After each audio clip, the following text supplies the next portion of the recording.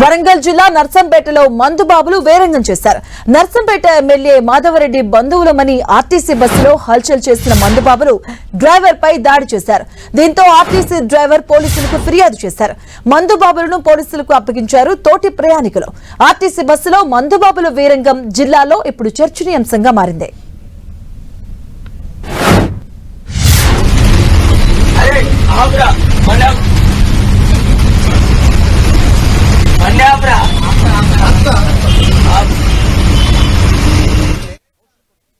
వరంగల్లో ఎక్కారు వీళ్ళిద్దరు.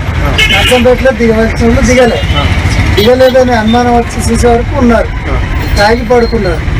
ఇద్దరికి వచ్చి ఆపి లేపుతుంటే లేచిళ్ళు మమ్మల్ని లేపుతారు అని కొడతా ఉన్నారు. అంతే ఇసుంటి వచ్చినాక మళ్ళీ 2 దెబ్బలు కొట్టి నాకు స్టంట్లు పడి ఉన్నాయి. ఇక మేనలో వస్తే నేను ఇబ్బంది అవుతుంది. ఇక టకటక ముందటి కూరుకొచ్చి ఇక్కడ పెట్టి ఇక పోలీస్ స్టేషన్ పోదామని వస్తాను. బ్యాగ్ చూసుకున్నాను. ఇక బ్యాగ్ తోటి కొడతాను.